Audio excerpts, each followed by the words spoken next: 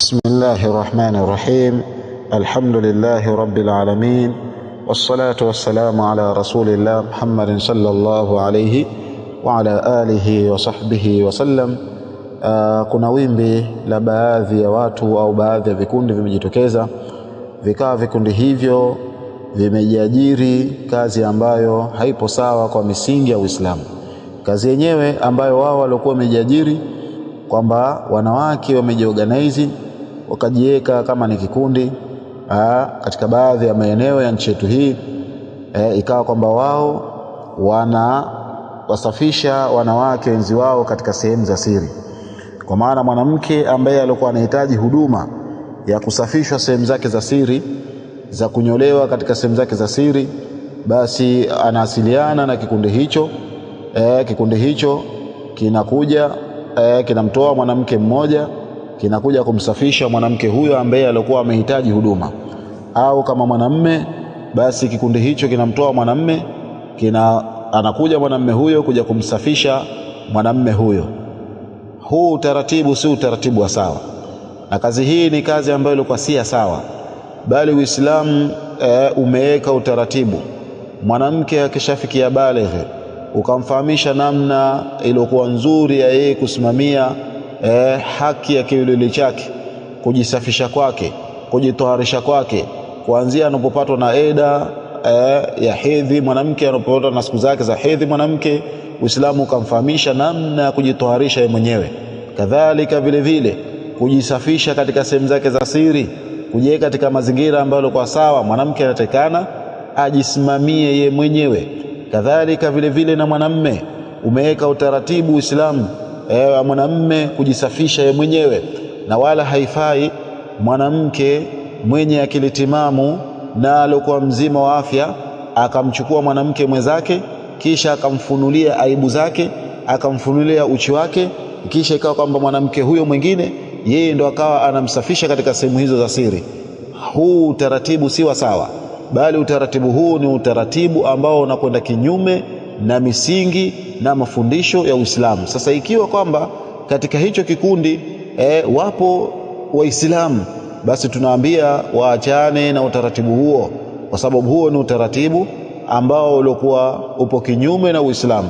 Na Mtume sallallahu alaihi wasallam amekataza mwanamume kuangalia uchi wa mwanamume mwenzake. Kadhalika vile vile amekataza mwanamke kuangalia uchi wa mwanamke mwenzi wake, kuangalia aibu ya mwanamke mwenzi wake. Mtume sallallahu alaihi wasallam amekataza, kama ambavyo ilivyokuja hadithi ambayo hadithi hiyo ipo katika sahihi Muslim. Ukienda katika sahihi Muslim hadithi nambari 338 min hadithi Abi Sa'id al-Khudri radhiyallahu anhu. Sahaba huyo anatusimulia ya kwamba Mtume sallallahu alaihi wasallam amesema, la yanzuru ar-rajulu ila awrati ar-rajuli, mwanamme asiangalie kuangalia uchi wa mwanamme mwenzi wake, wala al-mar'atu ila awrati al-mar'a, wala mwanamke asiangalie kuangalia uchi wa mwanamke mwenzi wake, wala yufdhi ar-rajulu ila ar-rajuli, wala asichanganyike mwanamme kuchanganyika na mwanamme mwenzi wake fi thawbin wahid, katika nguo moja, wala tufdhi al-mar'atu ila al-mar'ati fi thawbin wahid, wala sichanganyike mwanamke kuchanganyika na mwanamke mwenzi wake katika nguo moja. Na Mtume sallallahu alaihi wasallam ameyazungumza haya kwamba mwanamume asiangalie kuangalia uchi wa mwanamume mwenzi wake, kadhalika mwanamke vile vile asiangalie kuangalia uchi wa mwanamke mwenzi wake, ila kwa kuna dharura ya kisheria, dharura ambayo haiwezi ikaepukana, isipokuwa lazima mwanamume aangalie kuangalia uchi wa mwanamume mwenzi wake, na mwanamke hakuna jambo atakaloze kuepusha isipokuwa kwa dharura hiyo itapelekea mwanamke kuweza kuangalia uchi wa mwanamke mwenzi wake. Labda mwanamke anaumwa katika sehemu za siri, sasa lazima patikane daktari wa kike kuweza kumtibu na kuweza kuishughulikia sehemu hiyo ambayo ilipata maradhi, ilipata ugonjwa au labda majipu au vidonda. Lazima patikane daktari wa kike kuweza kushughulikia vidonda hivyo au kushughulikia maradhi hayo. Hapo itakuwa ni katika mlango wa dharura, na wanasema wanachuoni, ad-daruratu tuqaddaru biqadariha, dharura inakadiriwa kwa yale makadirio yake. Inda ad-darurati turfa'u al-ahkam, wakati inapotokezea dharura basi hukumu zinakuwa zinanyanyuliwa, zinaondoshwa ili kuweza kutatuliwa ile dharura ambayo ilikuwa imejitokeza. Lakini hebu tuulizane swali, huyu mwanamke ni mzima wa afya, tena ni ana akili timamu, vipi aweze kushindwa kujisimamia kiwelele chake yeye? Vipi aweze kushindwa kujisafisha katika sehemu zake za siri, mpaka amwite mwanamke mwenzi wake amfunulie mwili wake, amfunulie sehemu zake za siri, akesha sasa aibu yake amwekee wazi, akesha yule mwanamke ndiyo asafishe zile sehemu zake za siri? Huu ni utovu wa adabu, na huu ni uhuni, na utaratibu huu ni utaratibu ambao ulikuwa siwa sawa, ni utaratibu ambao unakwenda kinyume na mafundisho ya Uislamu. Kwa hiyo ewe mwanamke wa Kiislamu ambaye uliokuwa umefikia level hiyo ya uvivu ya kutokuweza kusimamia kiwelele chako katika jambo la kujisafisha, wewe unatakikana uzindukane na umche Allah, umogope Mola wako. Allah subhanahu wa ta'ala amekuheshimisha ewe mwanamke wa Kiislamu, amekuwekea taratibu zilizokuwa nzuri za wewe kujisimamia kiwelele chako, kuanzia kujifanyia usafi ya zile hali ambazo zilikuwa zipo katika sehemu yako siri, ukaziondosha zile hali za uchafu. Kadhalika unapokuwa katika unapotoka katika ada yako ya hedhi na ada yako ya nifasi, unapotoharika, basi Uislamu umekuwekea nidhamu na utaratibu maalumu ya wewe mwanamke wa Kiislamu kujisimamia na kujisafisha. Na haifai kumwita mwanamke mwenzi wako akaangalia uchi wako, akaangalia aibu zako, na hali ya kuwa wewe ni mzima wa afya, na hali ya kuwa wewe una akili timamu. Jambo hili ni jambo ambalo lilokuwa sila sawa, ni jambo ambalo lilokuwa baya, na Uislamu umelikataza jambo hilo. Na Waislamu wanatakana wamogope Allah subhanahu wa ta'ala. Na kama kuna watu ambao katika Waislamu ndio ambao walikuwa wanafanya jambo hili wakawa wamejiajiri, tunaambia ajira hiyo ni ajira ambayo ilikuwa haifai, wanatakana waiache ajira hiyo. Mwingine akasema tunaingiza pesa nyingi na mjini sasa hivi nimekuwa tunatambulikana kwamba sisi tuna kikundi chetu, mwanamke akiwa anahitaji huduma ya kusafishwa sehemu zake za siri na kuondoshwa baadhi ya vitu katika sehemu zake za siri, basi tunamtuma mwanamke mwenzi wake ende akamsafishe, au kama mwanamme tunamtuma mwanamme mwenzi wake ende akamsafishe, na pesa zinazoingia zinakuwa ni nyingi sana, na watu wanatufahamu sisi manake tunafanya katika hali kama hiyo. Hili jambo si la sawa. Jambo hili enyi ndugu zangu Waislamu si la sawa, natakana muliache. Na mwanamme amekatazwa kuangalia utupu wa mwanamme mwenzi wake, kwa sababu jambo hilo kwanza linapoteza ile imani na inafanya kwamba ife. Kadhalika vile vile mwanamke inapelekea imani ife, haitakikani kabisa. Na vile vile nafungua milango mingine, milango ambayo ilikuwa maovu, milango ambayo ilikuwa si sawa. Akisha wewe mwanamke vipi unajiaminisha kwamba wewe uangaliwe sehemu zako za siri, hali ya kuwa hiyo sehemu uliopewa ni neema na ni jambo ambalo wewe unatakana ulitunze, ulihifadhi na usionyeshe isipokuwa kwa wale ambao walikuwa wanastahiki. Wanastahiki ni wepi? Anastahiki ambaye akuone wewe mwanamke ni mume wako, na mwanamme anastahiki aonekane na mke wake. Mke anaruhusika kumsafisha mume wake sehemu zake za siri, na mume anaruhusika kumsafisha mke wake katika sehemu za siri. Lakini watu wengine wasiokuwa hao haifai.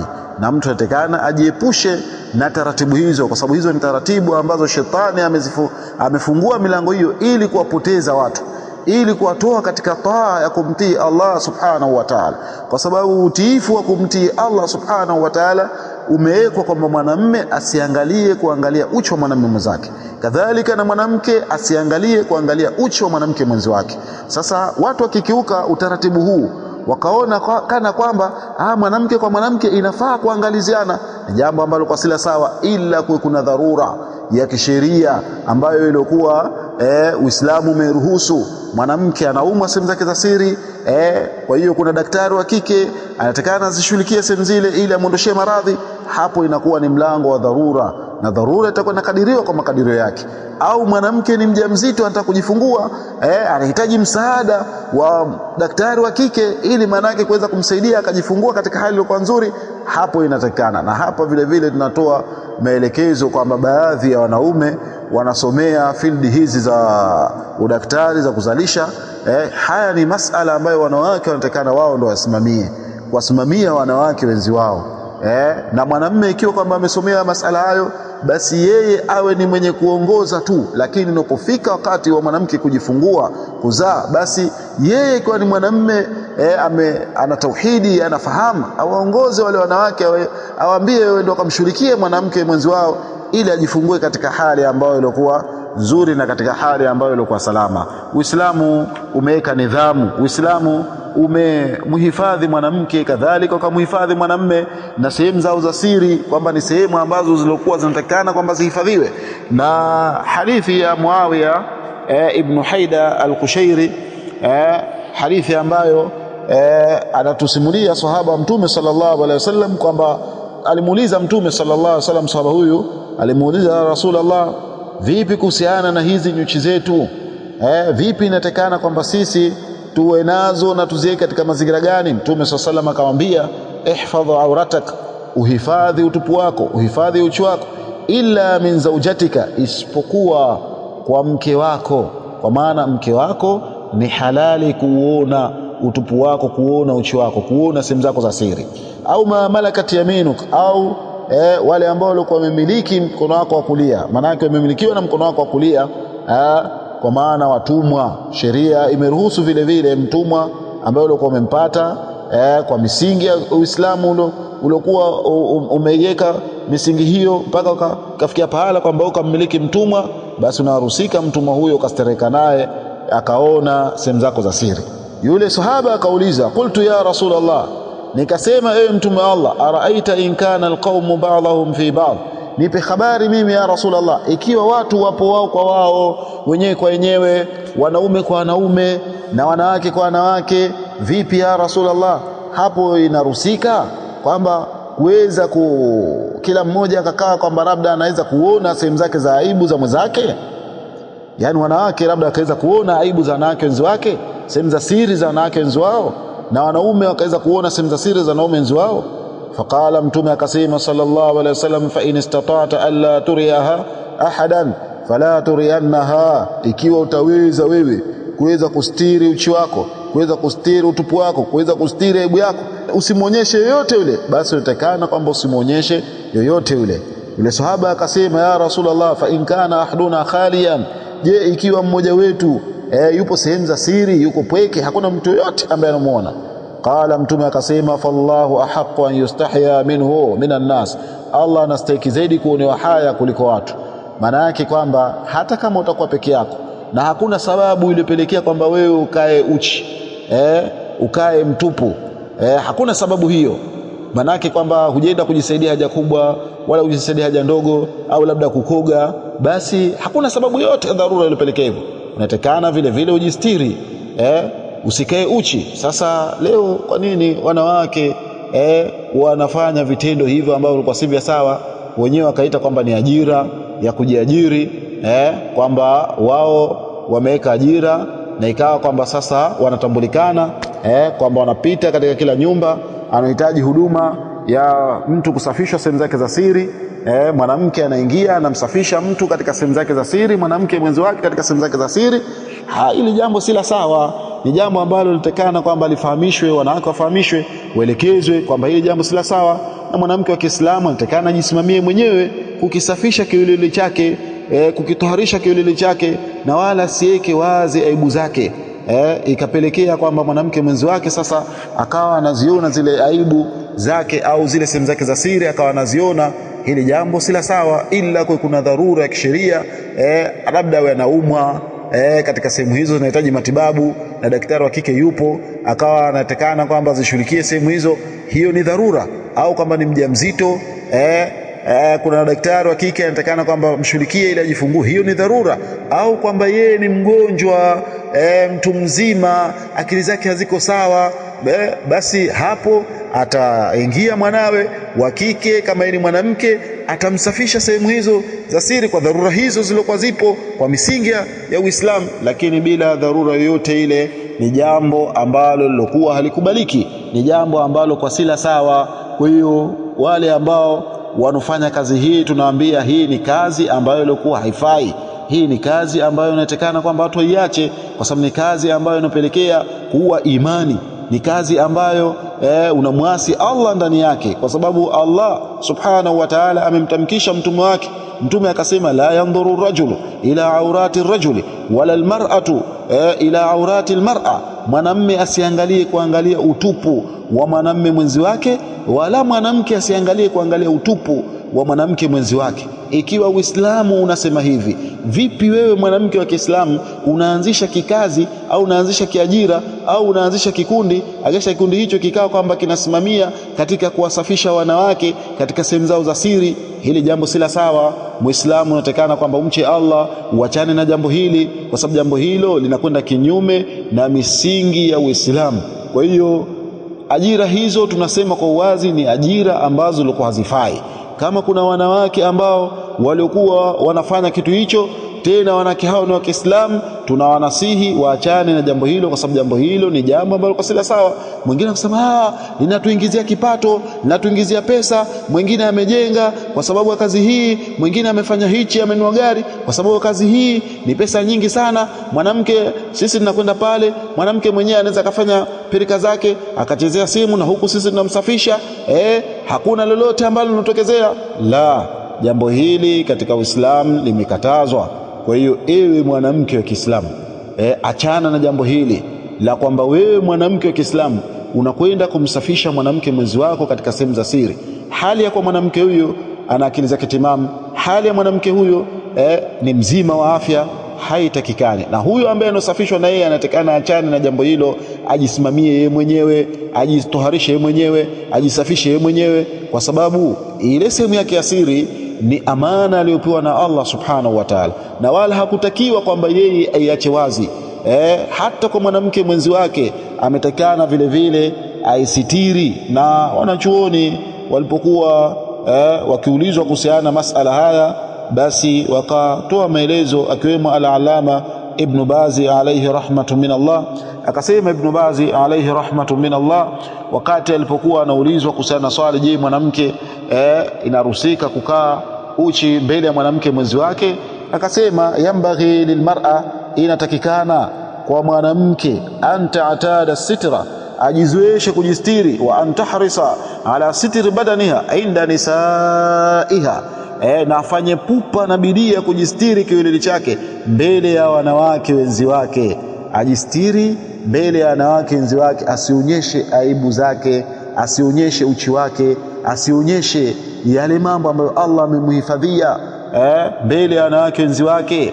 Wa inda ghairihinna min ahli baitiha, na mbele ya wale ambao sio kwa hao haifai kuonyesha sehemu zake za siri mwanamke, sehemu zake za uchi akazionyesha mbele ya watu wengineo katika watu wa nyumba na watu wengineo ambao walikuwa hawastahiki kuziona sehemu hizo. Na pia kuna mambo ya kuhusudika. Mwanamke kuna mambo ya kuhusudika, jicho hili lina husda. Wewe unapomwekea wazi mwanamke mwenzi wako zile sehemu zako za siri, mwanamke ambazo Allah amekuruzuku wewe, yeye hajaruzukiwa kama vile ambavyo Allah alivyokuruzuku wewe, nafsi hii inakuwa ina mionzi, inakwenda kukuathiri wewe mwanamke. Kwa hiyo unatakana ile jambo epukane nalo, lina maafa mengi sana, lina madhara mengi sana. Kwanza Uislamu umelikataza, lakini vile vile lina madhara mengi sana. Kwa hiyo tunawanasihi ndugu zetu wenye kufanya vitu hivi, ni vitu ambavyo vilikuwa si vya sawa, ni vitu ambavyo vilikuwa viovu, ni vitu ambavyo vilikuwa havitakikani, bali mwanamke wa Kiislamu anatakana ajisimamie mwenyewe katika kujitawarisha, akipe haki kiwiliwili chake katika namna ambayo Uislamu umemwelekeza. Na hivi ndivyo ambavyo mwanamke anatakana awe, na kufanya kwake hivyo anapata thawabu nyingi sana mbele ya Allah subhanahu wa ta'ala. Kadhalika na mwanamume vile vile. Hapa kuna masala ambayo napenda kuyakariri tena, kwamba mwanamke inaruhusika kusafishwa na mume wake sehemu zake za siri. Kadhalika na mume vile vile inaruhusika kusafishwa na mke wake katika sehemu zake za siri, lakini wasiokuwa hao haifai, haifai, na watu wanatakana wamche Allah subhanahu wa ta'ala, waepukane na vitu hivyo, kwa sababu hivyo ni vitu ambavyo viko kinyume na Uislamu. Kadhalika vipo kinyume na hata ada za Kizanzibari na za Kitanzania kwa ujumla wake. Ni jambo ambalo kwa sila sawa, Waislamu wanatakana waachane na jambo hilo. Hili ni jambo ambalo linakwenda kinyume na misingi ya sheria ya Kiislamu. Kwa hiyo tumependelea kutoa nasaha hizi, kwa sababu hivi ni vitendo ambavyo vinakuja kwa kasi katika baadhi ya sehemu, kwamba watu ndio wamejiajiri, wamefanya kwamba hiyo ni ajira, kwamba wanawake wanawasafisha wanawake wenzao katika sehemu za siri. Hili jambo si la sawa, kwamba mwanamke anakwenda katika nyumba au anapiga simu kwamba kuna huduma hapa tunahitajia. Mwanamke yeye mwenyewe amejifanya kwamba ni mvivu, amejifanya uko bize, hawezi kujisimamia. Kwa hiyo kuja mwanamke anamvulia nguo, anamuonyesha aibu yake, akesha yule mwanamke sasa yeye ndo anaanza kusafisha zile sehemu za siri na kuziweka safi, kuziondosha vile ambavyo vilikuwa vimeota, akaviondosha, akamsafisha. Hili ni jambo ambalo lililokuwa halifai, bali mwanamke wa Kiislamu anatakana ajisimamie mwenyewe. Kadhalika vile vile mwanamme anatakana ajisimamie mwenyewe katika jambo la kujitoharisha kiwiliwili chake, kukiweka katika hali ya usafi, kukiweka katika hali ambayo nashati, kukiweka katika hali ambayo sheria ya Uislamu imemwelekeza. Na kila mmoja ameelekezwa, mwanamme ameelekezwa namna kukisafisha kiwiliwili chake, na mwanamke vile vile ameelekezwa namna kukisafisha kiwiliwili chake. Kwa hiyo haya ambayo watu wanayofanya ni mambo ambayo ya makosa, wanatakana mche Allah, waachane nayo. Tunamwomba Allah subhanahu wa ta'ala ajalie haya yawafike wale ambao wenye kufanya makosa haya, na iwe ni nasaha kwa wao, na waachane na vitendo hivi, warejee katika usahihi. Na hiyo si ajira, watafute ajira nyingine ambazo zilikuwa za halali, ambazo zilikuwa sheria zinakubaliana nazo, na wazifanye ajira hizo ili watafute radhi kutoka kwa Mola wao subhanahu wa ta'ala. Tunamwomba Allah subhanahu wa ta'ala aturidhie na atukubalie matendo yetu yote. Innahu waliyyu dhalika wal qadiru alayhi. Subhanaka Allahumma bihamdik, nashhadu an la ilaha illa anta, nastaghfiruka wa atubu ilaik. Barakallahu fikum wa jazakumullahu khaira, wallahu a'lam.